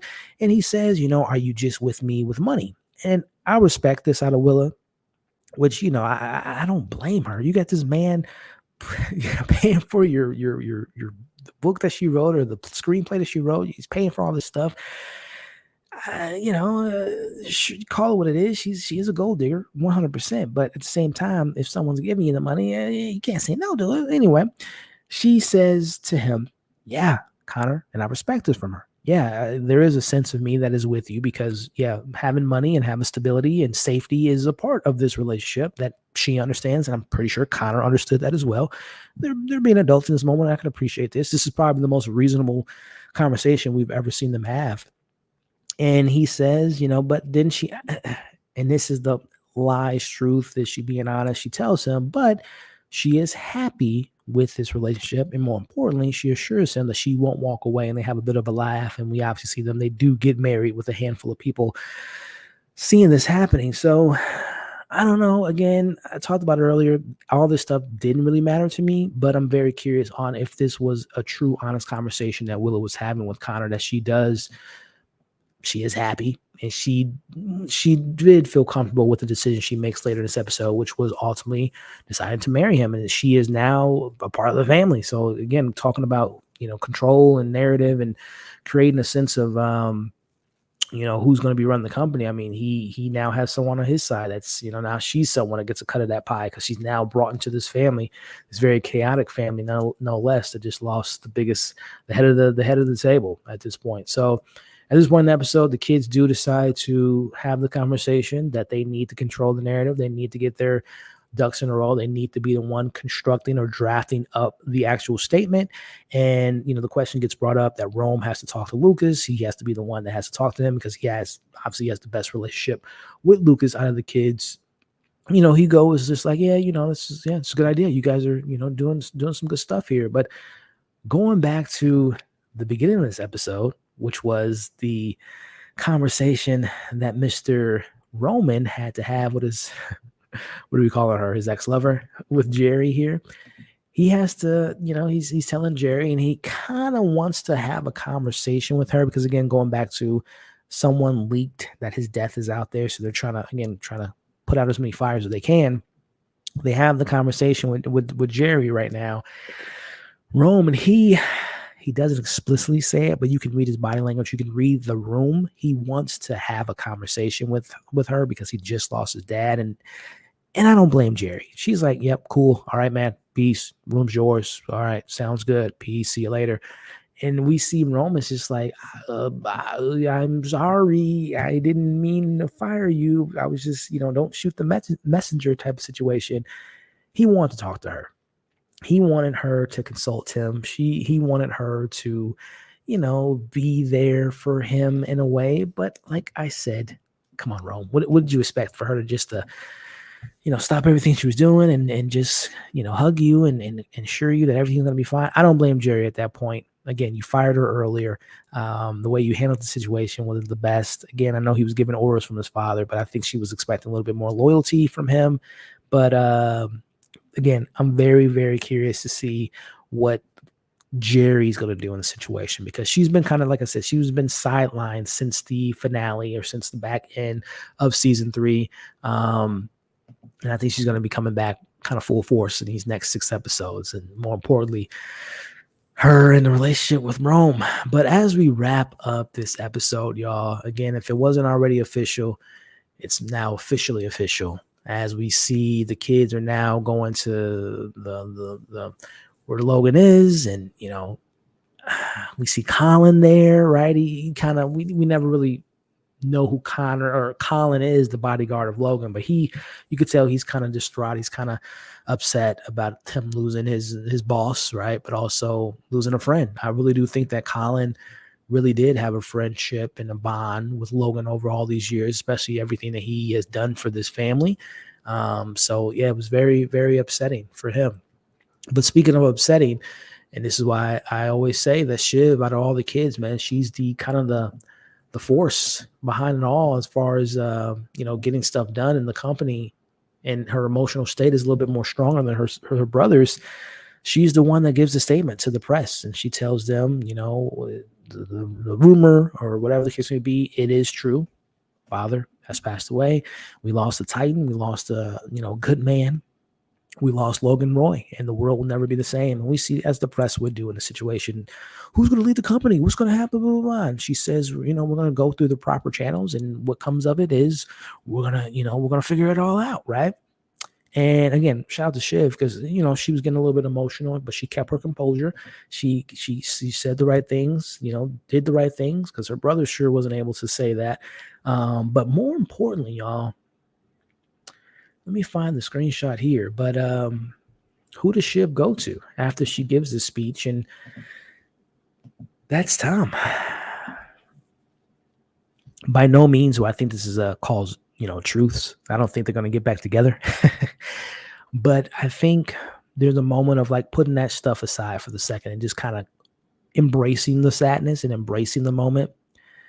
She goes to him. They hug each other. Again, I don't think I was surprised that, and I'm not surprised that Tom embraced her. I guess I'm more surprised that she did that to him as far as like, I need you to hold me and, all this stuff. Because again, she's not that of an emotional. She's kind of a robot in a situation at hand. She doesn't really share her emotions like that. So I was very surprised by her going to him more so than was I of him embracing her. But it was a nice moment there. I'm not going to lie. And I'm very curious on if Tom was just like, want to be like, this ain't over or something, like whisper something in the ear. But I'm appreciative of Tom and him just being, I guess, the stand-up guy in that moment. But that doesn't last too much. And as we wrap up the episode, we get a shot here of the stock market and things. It's going to be a fight.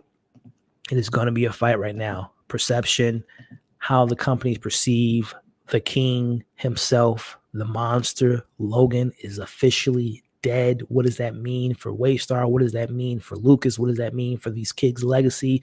So much at hand. Things aren't looking good, and it is time for them to grow up. At the end of the day, it is time for these kids to actually grow up, to fend for themselves, to not have that reliable source of stability, that reliable source on, well, we can F up. We still got our dad. Our dad can cover our ass. We can still do what we want, not handle things in a proper manner. We got our dad to clear our sins, right? And as you all can see, I do love this moment. Again, it was weird that Connor wasn't there. Like I mentioned, he got married officially. Him and Willa are married. Kind of a weird thing to do, to marry, this woman on the day that you found out your dad is dead. I don't know, man. So weird. But this is it, man. This is the scene. This is the reality of the situation as Logan is being carted off. Brian Cox, incredible performance throughout these 4 seasons. He's gone, man. He is gone. The man himself is no longer a part of this show. I don't know. I highly, highly doubt that he's going to be involved in like any flashbacks or anything like that. I really do think that this is the last time that we will see this character ever on this show. Like I said, I don't think there's going to be any I don't see the show doing that at all, doing like I said, flashbacks or anything like that, or one of the kids having a dream. Well, I don't know. Maybe that happened, like a dream or something. But I really do think this is the last time we go to see the character as he's being carted off in the ambulance. And again, you think of this character here, man, the stuff that him and his dad went through the last few seasons of literally hating each other, backstabbing each other, not forgiving each other, not having that true heart-to-heart. They never really did put their differences aside. So again, you think of the mental stability of these kids, Rome, Ken, Shiv, being against their dad, Connor really not acknowledging his father's death and marrying someone on the day that his father died. It's going to be interesting, man. It's going to be very interesting. So in the comments, y'all, let me know what next. What do we think will happen with Lucas in this deal? Will the siblings stick together? Will they part ways?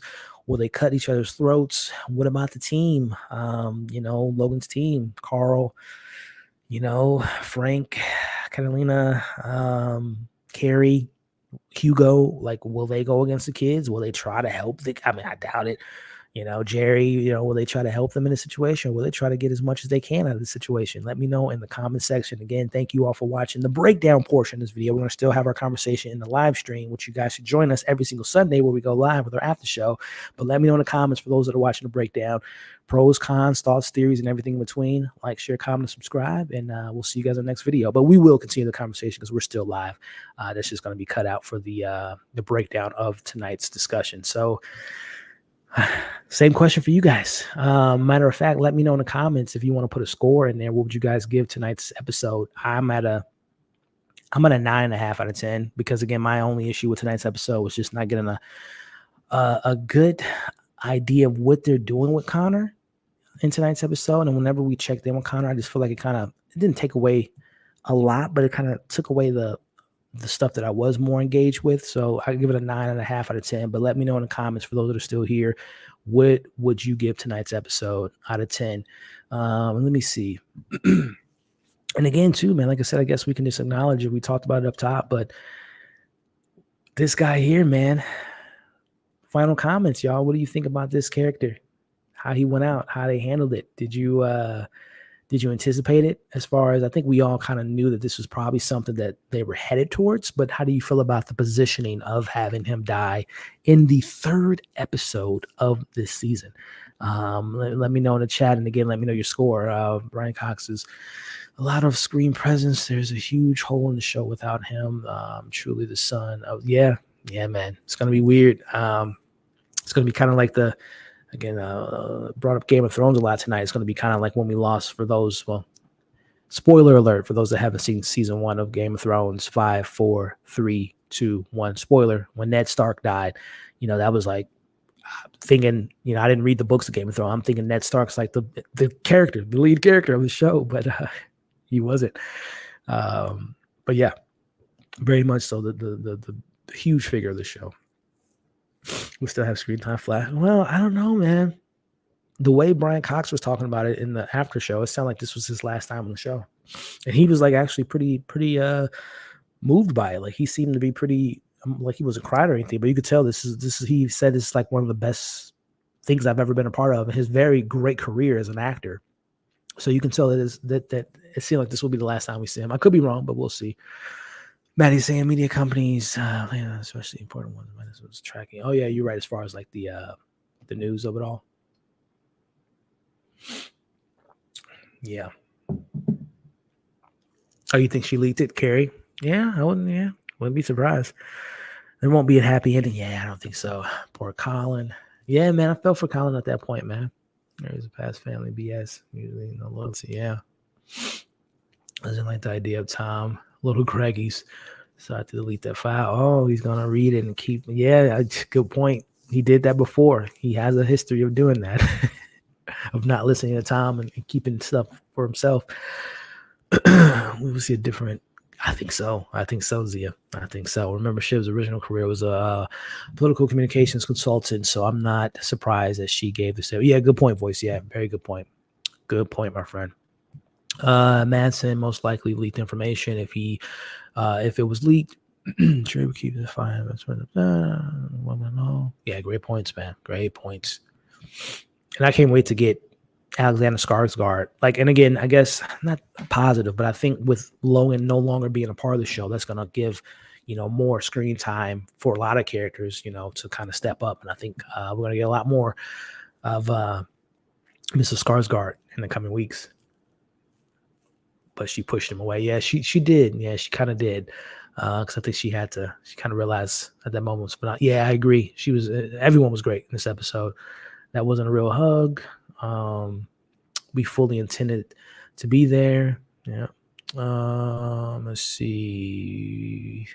Feeding Frenzy. I'm glad Alexander Skarsgård is going to be back in the show because the show definitely needs a villain or someone to create the real conflict with Logan gone. Yeah. And he will definitely push our characters to the edge for sure.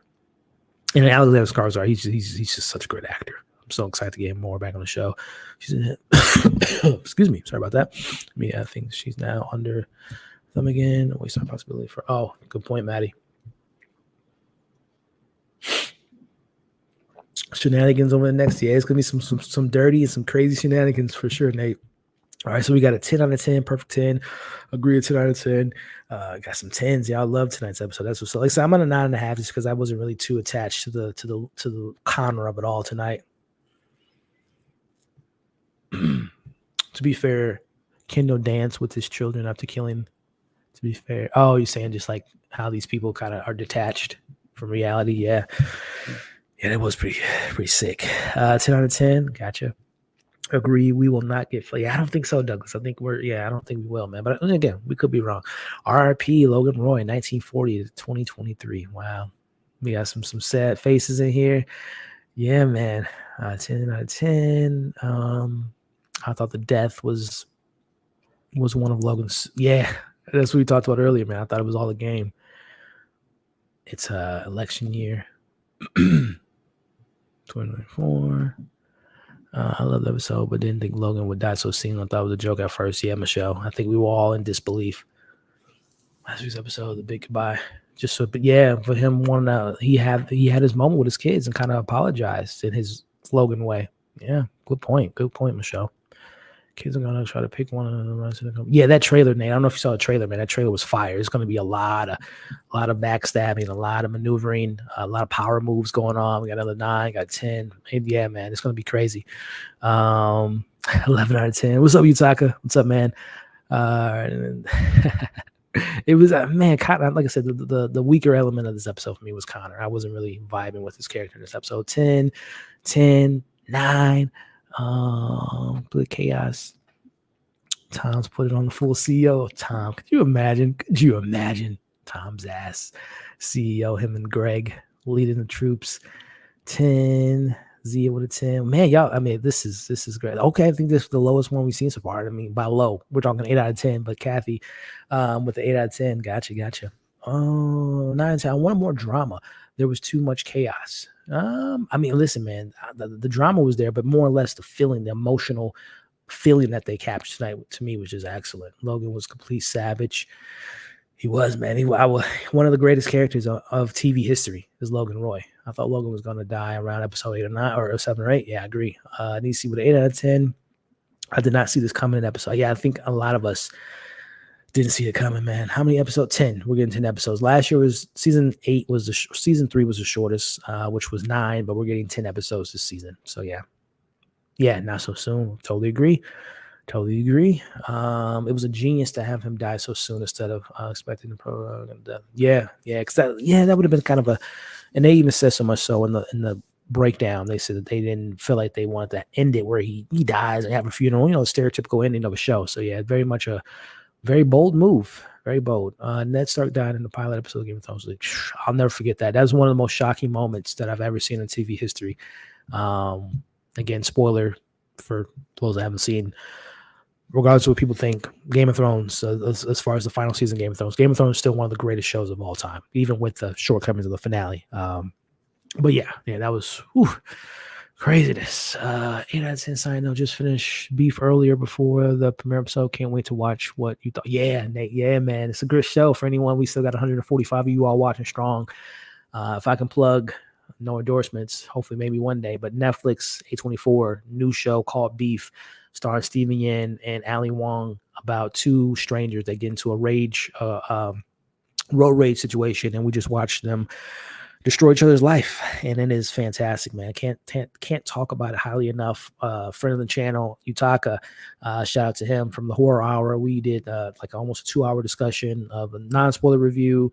We broke down episode 1. We talked about pretty much every episode and kind of talked about our thoughts on the characters, and then we have a breakdown of the finale dropping later tonight because it was a spoiler embargo for the finale that Netflix sent out for early screeners. So yeah, man, Beef is a fantastic show that I recommend for you all. I now believe Connor has some type of James' mother. Yeah, he was acting a little off, that's for sure. I mean, he's definitely some screws are loose with Connor for sure. Brian Factor, I wasn't ready for Connor. Yeah, man, it's gonna be weird. It's gonna be weird to see him not be a part of the show, man. It's like,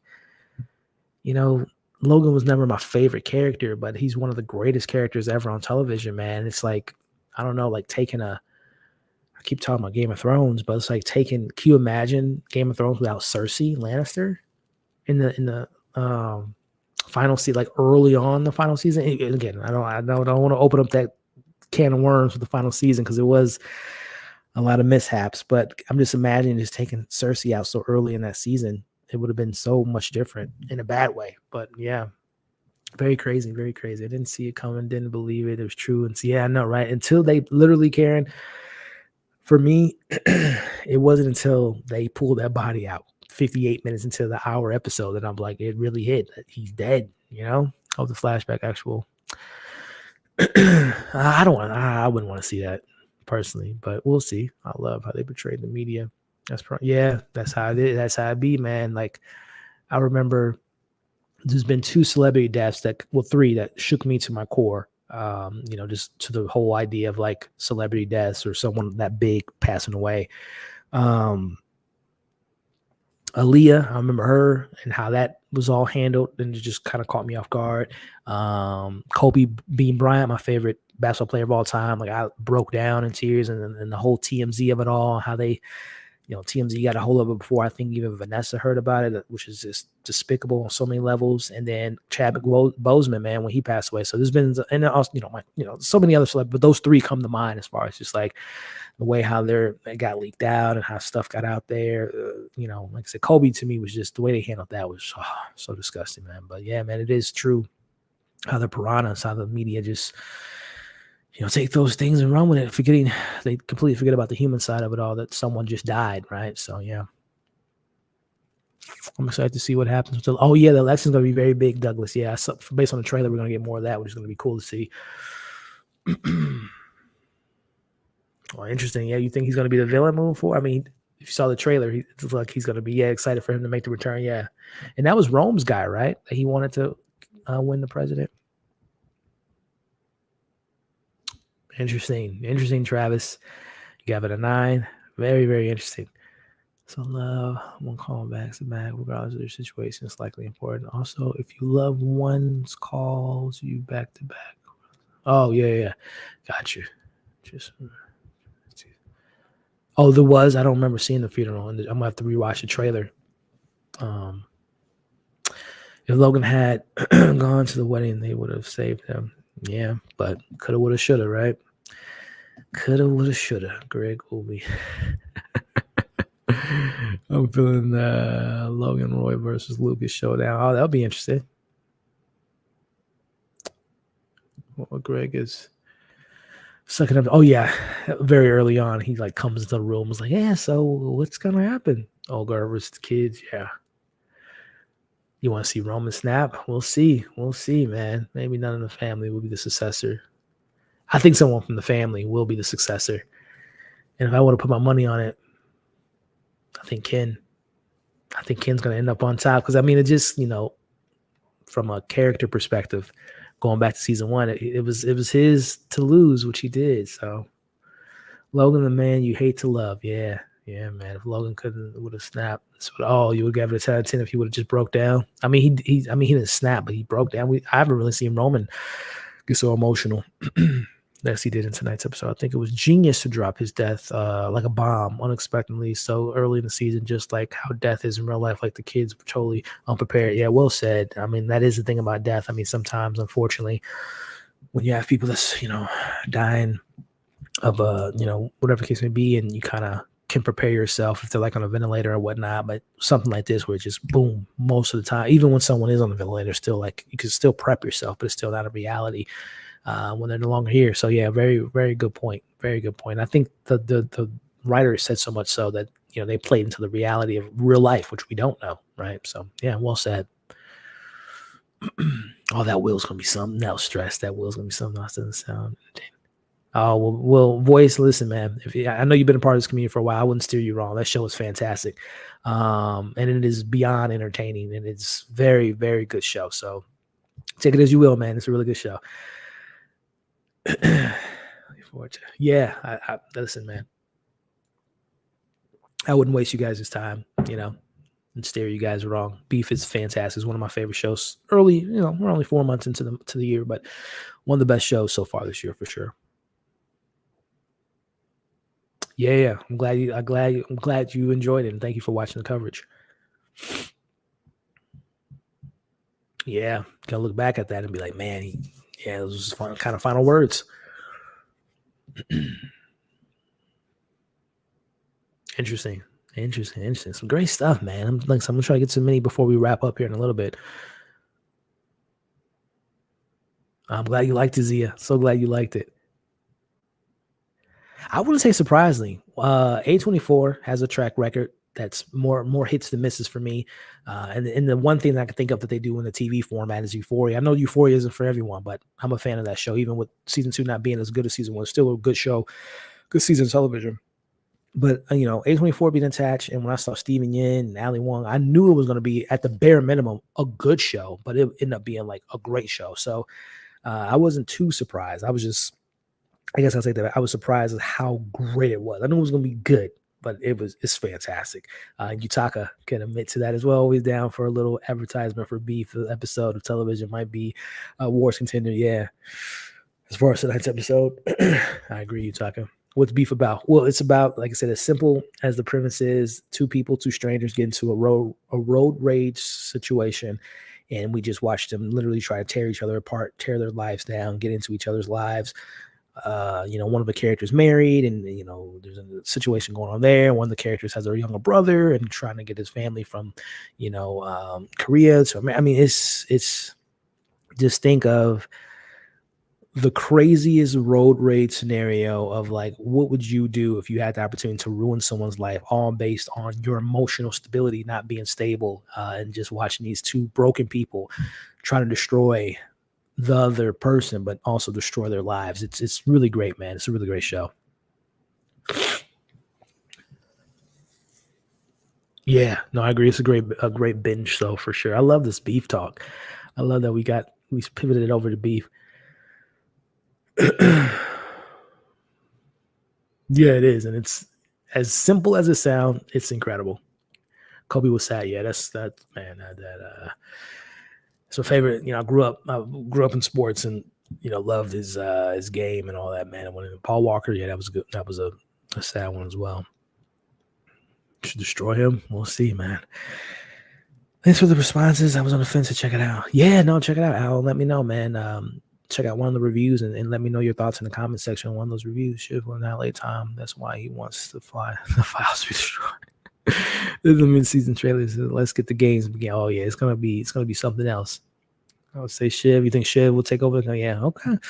We'll see, man. We will see. Shiv can't make King it on top because his manslaughter could pop up. Yeah. Well, Daddy covered it up, so we'll see. Yeah, 100%. People scream, cry. Yeah. Mm-hmm. Great point. Ooh, that would be nasty, Maddie. That would be nasty. What's up, Tony? Hey, Elliot, have you seen Howard the Duck? If so, what are your thoughts? Super random, but I have seen Howard the Duck. And it's been a while, man. I remember seeing it as a kid and just being like, this is weird, and haven't revisited it since. But I love Tony, man. He's always coming through with these catches you off guard with these great questions. But let me know, Tony, if you're still here. What do you think about Howard the Duck, my friend? In terms of Netflix shows, is beef as good as Squid Game? It's so different. The only thing I would really compare it to is just like I didn't expect the show to go to the lengths of like emotional stability of characters and the depths of like their mind and like what happens when you suppress your emotions and it comes out in a very negative, toxic way. So I would say the only thing I would really say between those two, because they're just so drastically different from just a productional standpoint, a scope and scale standpoint, or from a narrative standpoint, it has just as many surprises to an extent to Squid Games, because I never expected a show about two people trying to tear each other down to be so dark and so humanity as far as the conversation at hand, as far as what we see in the show. So like I said, kind of hard to compare them, but two well-written shows. I'll say that. Yeah, I gotta watch that trailer again. I already watched it once and had to hop on here, so I'm gonna rewatch it tonight. Yeah, she's great, man. She's a great actress. Really good in the show. Do so, Tony. Yeah, recommend it, man. Spoken as a kid, heart, money, but deep. Yeah, good stuff, Larry. Yeah, no, I don't think there was any foul play. I don't think there's any foul play. I think it was just natural causes. Old man, bad heart, a lot of stress. Man, I don't remember. Oh, nice. Cool. Nipsey Hussle. Yeah, that was yeah. Yeah, that was a sad one too, man. And I'm mad. Yeah, we've been from LA. It's kind of a really messed up situation. All right, y'all. I think we are coming to a close. Oh yeah, it's coming. Yeah, it'll be out later tonight when the embargo drops. Do you cover Apple TV shows? I do. Yeah, it does with Rebecca Ferguson. Yeah, it looks good. Yeah, I cover a lot of Apple TV stuff, man. I got a whole playlist of Apple shows that you can check out. So yeah, big fan of Apple. Love Apple. One of my favorite streamers out there. Carrie killed Logan after finding out he doesn't want to be anchored. She poisoned him. Nah, just saying. I know we talked about Game of Thrones tonight, but I think it's going to be natural. I mean, hey, I would be shocked as hell if they took that. I don't see that show doing something like that, but that would be crazy. Are you watching Perry Mason? I am not. I tried Nisi. I covered season 1. I just couldn't get into season 2. But let me know if it's good. I've heard good things about it, but I haven't seen anything past the first episode. Elliot, are you going to be able to? Disco, great question. I was thinking about that earlier today. 2 of my favorite shows will be ending literally on the same day because I think the way that Barry's lined up is 8 episodes this season, and we're getting. I don't think this is a big news thing. If you guys follow Barry, they're premiering the first 2 episodes next week, so it lines up that it's going to be both finales for Succession and Barry are going to be on the same night. So 2 shows in at the same time breaks my heart. But to answer your question, man, I'm trying to figure out how to navigate coverage. I'm going to still do my after shows with Succession and then edit tonight's conversation into like a breakdown. And fingers crossed that I can get screeners for Barry because I didn't get screeners for Succession like I did last season. But hopefully I can get Barry screeners where I can watch it ahead of time and do a proper review and breakdown and put them out after these after shows. So I don't know. I guess the thing is just hit the notification bell. Just hit the notification. Anyway, I'm going to cover both shows some way, somehow. So, but very sad and also excited for Barry to come back, but knowing that it's going to end is sad. I love that show. Wasn't Carrie trying to get, yeah, we talked about that earlier, Michelle. I don't know if you were here earlier when I mentioned that whole subplot from season 3 of her, or at least Logan boosting his immune system to get someone pregnant. Now, if it was Carrie, I guess we'll find out. Just saying that they weren't killers and heartless. Yeah.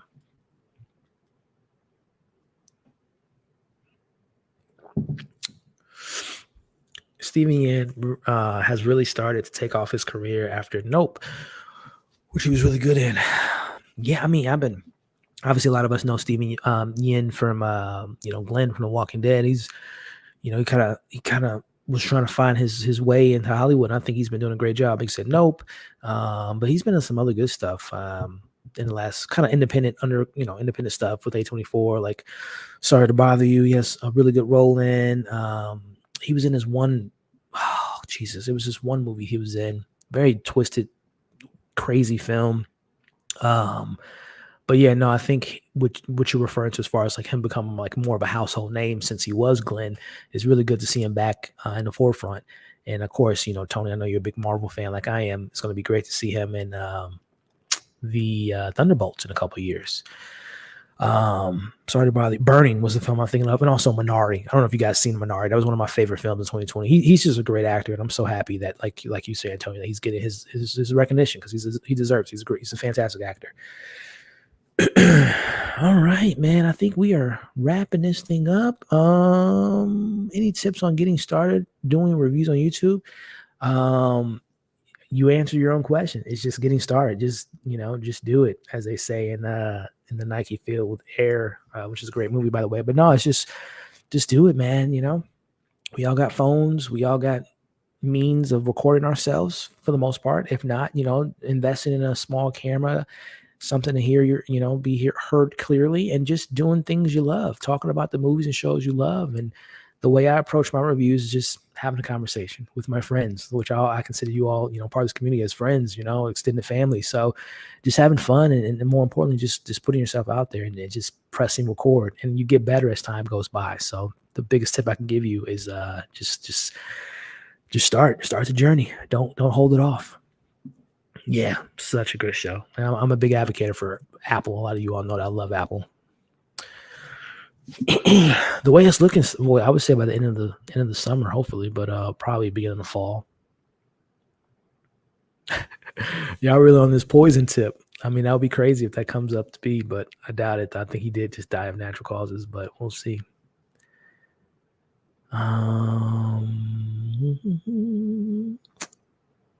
It's very yeah, it is. It's a half an hour, and it's one of the best half-hour shows you'll ever see. Like they were able to pack in so much stuff in just in half an hour. It's incredible. Things on Hulu. Nice. Oh, you think 2024? I hope not. I hope it comes out this year, but again, I don't want to rush it. If it's next year, I'm okay with that. I want them to take their time. Such a great show. Yeah, and House of Dragon, yeah, it should be back next year. Yeah, it was. I mean, it was probably a big thing for his career, but it ended up being the best thing for his career because he's able to spread his wings and do some great stuff. What are your thoughts on Star Wars bringing back Daisy Ridley? Man, I like Rey. Didn't like the trilogy, unfortunately, but I like what Rey brought to the franchise. Wasn't the biggest fan of, the Rey Skywalker of it all, but I think Daisy Ridley's a great actress. I'm glad that, she has this opportunity to kind of, show people that she is a great actress. And to me, I think she was great in the trilogy, even though I wasn't a fan of the trilogy. So I'm excited for it. I'm interested to see what they do with her moving forward, with her 15 years after Rise of Skywalker and her bringing back the Jedi Order. Very curious if Finn, if Poe was going to be involved. But I'm to answer your question, I'm looking forward to see what they do with it. Minari's fantastic. I love that movie. Oh wow, Elektra. All right, y'all. You guys have been great. Love these comments. Appreciate you guys sticking around to this point. But we are going to give this a wrap up. Star Wars. Yeah, man. It's hopefully some bright days with Star Wars with the announcement of this past weekend with Dave Filoni's movie, the Mandoverse, and James Mangold's a fantastic director, him dealing with the very first Jedi. And then, of course, we just mentioned the Rey project. So bright days. But anyway, guys, you all are incredible. I thank you for listening to me for almost an hour or 2 hours with tonight's episode and the great questions, man. You guys had some great questions tonight, and I appreciate y'all. And like I said, for those that wasn't able to join, I'll be breaking this into an actual breakdown and editing it so you guys can see it tomorrow morning. And then this week, man, I'll be seeing Renfield on Tuesday and hopefully Barry a little bit early if I can get that review out for you guys next Sunday for the first 2 episodes. And then we'll be back next Sunday breaking down episode 4 to see how they pick up the pieces after Logan's death. But thank you guys again. Before you all leave, just a friendly reminder to like this video, share this video, leave your thoughts in the comment section of this very video. And if you haven't already, consider subscribing. We got a lot of great content and have a great time covering a lot of great stuff. So definitely consider subscribing if you haven't already. You all have a great rest of your Sunday evening, and we will see you soon with some reviews. And looking for my outro, just stalling to find it. Here it is. So I will see you guys on the next video.